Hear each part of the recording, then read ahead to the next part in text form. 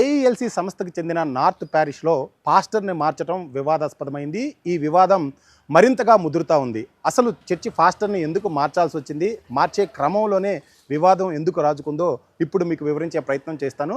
గుంటూరులోని north parish church, ఇది AELC సంస్థ పరిధిలో ఉండే ఒక చర్చ్. ఈ చర్చికి సంబంధించి గతంలో కూడా చాలా పెద్ద ఎత్తున రెండు వర్గాలకు చెందిన పాస్టర్ల మధ్య కూడా గొడవలు జరిగాయి. అయితే గత వారంలో ప్రారంభమైన వివాదం ముఖ్యంగా పాత పాస్టర్ బాబురావు, అదేవిధంగా కొత్తగా నియమింపబడిన పాస్టర్ కెనడీ మధ్య కూడా వివాదం జరుగుతూ ఉంది. ఎవరికి వారు చర్చిలో ప్రేయర్ తామే చేయాలంటే తామే చేస్తామంటూ కూడా ఇద్దరు కూడా ఘర్షణకు దిగుతున్న పరిస్థితి మనకు కనిపిస్తూ ఉంది. అసలు ఈ ఘర్షణకు కారణం ఏంటంటే ఏఈఎల్సీ సంస్థ మీద చాలామంది కూడా హైకోర్టుకు వెళ్ళారు. హైకోర్టుకు వెళ్ళిన నేపథ్యంలోనే ఏఈఎల్సీ సంస్థకి పూర్తిగా కూడా ఎన్నికలు నిర్వహించాలని కోర్టు ఆదేశించింది. కోర్టు ఆదేశించిన నేపథ్యంలోనే జోసెఫ్ను అడ్మినిస్ట్రేటర్గా, అంటే ఈయన ఒక మాజీ న్యాయమూర్తి, అడ్మినిస్ట్రేటర్గా నియమించింది. ఈ అడ్మినిస్ట్రేటర్ కొన్ని ఆదేశాలను ఇస్తూ కూడా ఎన్నికలు నిర్వహించేందుకు సిద్ధమయ్యారు. 2 నెలల క్రితమే ఎలక్షన్ రోల్, అంటే ఎలక్టోరల్ రేల్కు సంబంధించి, ఓటర్ల జాబితాకు సంబంధించి ఒక స్పష్టమైన ఆదేశాలు ఇచ్చిన నేపథ్యంలో కొంతమంది నకిలీ పత్రాలతో పాస్టర్లు మెంబర్లుగా నమోదయ్యారు అన్న వాదన తెర మీదకు వచ్చింది. దీని మీదే అడ్మినిస్ట్రేటర్ జోసెఫ్ కూడా అనేక ఫిర్యాదులు అందాయి. ఈ నేపథ్యంలోనే అడ్మినిస్ట్రేటర్ జోసెఫ్ ఎవరైతే నకిలీ పత్రాలతో పాస్టర్ సర్టిఫికేట్ పొందారో వాళ్ళందరినీ కూడా తొలగిస్తూ కొంత నిర్ణయం తీసుకోవడం జరిగింది. ఆ క్రమంలో కొంతమంది పాస్టర్లు వెళ్ళి అవసరమైన శిక్షణ పొందడానికి కూడా ముందుకు వెళ్ళారు. వాళ్ళందరినీ కూడా అనుమతించడం జరిగింది. అయితే ముఖ్యంగా ఏదైతే ఈ ఎన్నికల జాబితాకి మెంబర్స్కి సంబంధించిన జాబితా తయారు చేస్తున్న సమయంలో వచ్చిన ఈ వివాదం నేపథ్యంలో నార్త్ ప్యారిష్ చర్చి పాస్టర్గా ఉన్న బాబురావు ఎవరైతే తొలగింపబడిన పాస్టర్లు నకిలీ పత్రాలతో ఏదైతే మెంబర్గా నమోదయ్యారో వాళ్ళని తొలగించిన తర్వాత ఆ తొలగించిన వారందరితో కూడా బాబురావు గుంటూరులోనే ఒక ఫంక్షన్ హాల్లో సమావేశమయ్యారన్న ఆరోపణలు కూడా వచ్చాయి. ఈ ఆరోపణల్ని అడ్మినిస్ట్రేటర్ దృష్టికి కొంతమంది చర్చి సభ్యులు తీసుకువెళ్ళడం జరిగింది. ఆ తర్వాత ఎవరైతే ఆ పాస్టర్సు, అదేవిధంగా వాళ్ళతో సమావేశమైన బాబురావు కూడా కొన్ని నోటీసులు ఇచ్చి వాళ్ళందరినీ కూడా వివరణ అడిగిన నేపథ్యం చూసాం. అయితే బాబురావు ఇచ్చిన వివరణ సంతృప్తి చెందకపోవడంతో బాబురావుని సస్పెండ్ చేస్తూ, నార్త్ ప్యారిష్ చర్చి పాస్టర్గా సస్పెండ్ చేస్తూ అడ్మినిస్ట్రేటర్ జోసెఫ్ ఆదేశాలు ఇవ్వడం జరిగింది. అయితే ఆ ఆదేశాల తర్వాత మరొక వైపు చర్చి రెగ్యులర్గా కార్యక్రమాలు ఉంటాయి, రోజువారీ ప్రార్థనలు ఉంటాయి. వీటన్నిటి నిర్వహణకు అనుకూలంగా కూడా కొత్తగా కెనడీ అనే ఒక పాస్టర్ను కూడా అడ్మినిస్ట్రేటర్ నియమించడం జరిగింది. గత వారంలో ఎవరైతే ఈ కొత్తగా నియమింపబడిన పాస్టర్ కెనడీ చర్చి వద్దకు వచ్చారు, చర్చి వద్దకు వచ్చినప్పుడు బాబురావు వర్గం కెనడీని అడ్డుకోవడం జరిగింది. ఎందుకంటే బాబురావు చాలా వాదనలు తెర మీదకి తీసుకొస్తూ ఉన్నారు. ముఖ్యంగా ఏఈఎల్సీ సంస్థకి ఎన్నికలు నిర్వహించేందుకు మాత్రమే అడ్మినిస్ట్రేటర్ను నియమించారు. కానీ రోజువారీ కార్యక్రమాల్లో కానీ పాస్టర్లను సస్పెండ్ చేయటం, అదేవిధంగా పాస్టర్లను తిరిగి నియమించడం అనే హక్కులు ఏవి కూడా కొత్తగా నియమింపబడిన అడ్మినిస్ట్రేటర్కు లేవు.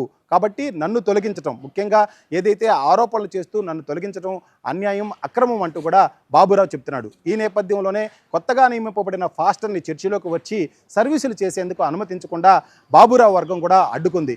గత వారంలో చాలా పెద్ద ఎత్తున కూడా రెండు వర్గాలకు మధ్య ఘర్షణ వాతావరణం నెలకొంది. పోలీసులు ఒకవైపు నుంచి అడ్మినిస్ట్రేటర్ ఇచ్చిన ఆదేశాలను అమలు చేయడానికి కెనడీ తరపున చర్చి వద్దకు వచ్చిన నేపథ్యాన్ని కూడా చూసాం. అయితే రెండు వర్గాల మధ్య కూడా చాలా పెద్ద ఘర్షణ జరగడంతో గత వారం రెండో సర్వీసు జరగకుండానే ఆగిపోయింది. ఆ తర్వాత తిరిగి ఈరోజు మరలా కూడా చర్చిలోకి కొత్త పాస్టర్ కెనడీ పోలీసుల సాయంతో అడుగుపెట్టడం జరిగింది. అయితే పోలీసులు పెద్ద ఎత్తున కూడా చర్చి వద్ద మహరించారు. ఎందుకంటే అటు బాబురావేమో తనను తొలగించడం అక్రమము, అన్యాయం అంటూ కూడా తనే సర్వీసులు ప్రేయర్లు చేయడానికి ముందుకు వచ్చిన నేపథ్యం ఉంటే, మరొక వైపు కొత్తగా ఎవరైతే నియమింపబడ్డాడో పాస్టర్గా కెనడీ, తాను కూడా అడ్మినిస్ట్రేటర్ ఆదేశాల మేరకు చర్చిలోకి వచ్చి ప్రార్థనలు చేస్తానని కూడా పట్టుబట్టడం కనిపించింది. దీంతో చర్చిలోని మెంబర్లు కూడా రెండు వర్గాలుగా విడిపోయిన పరిస్థితి ఉంది. అయితే కొంతమంది భక్తులు, విశ్వాసులు ప్రేయర్లకు వచ్చిన వాళ్ళు మాత్రం చాలా స్పష్టంగా ఒకటే చెప్తా ఉన్నారు, ప్రార్థనల సమయంలో ఈ వివాదాలన్నీ కూడా పక్కన పెట్టండి, ఎందుకంటే చాలా ఇబ్బంది పడుతున్నాం. ప్రార్థన జరిగిన తర్వాత చర్చి పాస్టర్గా ఎవరుండాలి, ఎవరు ఆదేశాలని అమలు చేయాలి, ఎవరు పాటించాలి అన్న అంశాల మీద ఆ ఘర్షణలు కావచ్చు, తగాదలు కానీ పడండి, కానీ ప్రార్థనల సమయంలో మాత్రం అటువంటి వివాదాలు తెర మీదకు రాకుండా ఉండాలని కోరుతున్న నేపథ్యం అయితే కనిపిస్తూ ఉంది. అయితే ప్రస్తుతం బాబురావు, అదేవిధంగా కెనడీ, వీరిద్దరిలో ఎవరు ప్రార్థనలు చేయాలి అన్నది మాత్రమే ఇప్పుడు చర్చిలో పెద్ద ఎత్తున కూడా చర్చనీయాంశమైంది. అయితే మరొక వైపు ఇప్పటికే హైకోర్టు ఆదేశాలతో ఎవరైతే అడ్మినిస్ట్రేటర్గా ఏఈఎల్సీ మొత్తం కూడా అనేక సినడ్లుగా డివిజింపబడి ఉంటుంది. ఈ డివిజింపబడిన చోట విభజింపబడిన డివిజన్లన్నింటిలో కూడా కొత్తగా ఫాస్టర్లు కూడా ఉంటారు. వీళ్ళందరికీ ఓటు హక్కు ఉంటుంది. ఎన్నికలు సక్రమంగా నిర్వహించాలంటే ఈ ఎన్నికల జాబితాను అయితే తయారు చేయాలి. ఎవరైతే రాష్ట్ర వ్యాప్తంగా ఒక రాష్ట్రంలోనే కాదు, ఏపీలోనే కాదు, తెలంగాణ అలాగే విధంగా కర్ణాటక ఇటువంటి రాష్ట్రాల్లో కూడా ఏఈఎల్సీ సంస్థ విస్తరించిన నేపథ్యం అయితే ఉంది. స్వతంత్రానికి పూర్వం ఏర్పడిన ఈ ఏఈఎల్సీ సంస్థకు సంబంధించిన ఈ చర్చల్లో అనేక వివాదాలు జరుగుతున్న నేపథ్యంలో వీటన్నిటినీ కూడా సెటరేట్ చేసి ఒక క్రమ పద్ధతిలో ఆ ఏఈఎల్సీ సంస్థను నిర్వహించేందుకు కోర్టు ముందుకు వచ్చి ఈ విధంగా ఎన్నికలు నిర్వహించాలని ఆదేశించిన నేపథ్యంలోనే ప్రస్తుతం నార్త్ ప్యారిష్ చర్చ్ అంటే ఏఈఎల్సీ సంస్థలో అతిపెద్ద సినడ్ అదేవిధంగా చర్చిగా కూడా నార్త్ ప్యారిష్ చర్చ్ గుర్తింపు పొందింది. కాబట్టి ఇక్కడే మొదట ఎన్నికల జాబితా తయారు చేయడానికి, ఓటర్ల జాబితా తయారు చేయడానికి వివాదం రాజుకుంది. కాబట్టి మున్ముందు ఈ సమస్య ఏ విధంగా పరిష్కారం అవుతుందో వేచి చూడాల్సి ఉంది. ఎందుకంటే ఒకవైపు నుంచి అడ్మినిస్ట్రేటర్ ఇప్పటికే దీనికి సంబంధించి స్పష్టమైన ఆదేశాలు ఇచ్చిన నేపథ్యం కూడా చూస్తూ ఉన్నాం. కాబట్టి అక్కడనే అతనికి ఎవరైతే బాబురావు ఉన్నాడో బాబురావును పక్కన పెట్టి అతని స్థానంలో ఎవరైతే కొత్తగా నియమింపబడిన కెనడీకి ప్రేయర్ చేసే అవకాశం కల్పిస్తారా? ఎన్నికల జాబితా అంటే ఓటర్ల జాబితా పక్కాగా రూపొందించే అవకాశం ఉందా? ఉంటే ఎన్నికలు ఎప్పుడు జరుగుతాయి, ఈ వివాదాలన్నీ కూడా ఎప్పుడు సమస్య పోతాయని చెప్పి చర్చకు వచ్చే విశ్వాసులంతా కూడా ఎదురు చూస్తున్న పరిస్థితి అయితే మనకు కనిపిస్తుంది.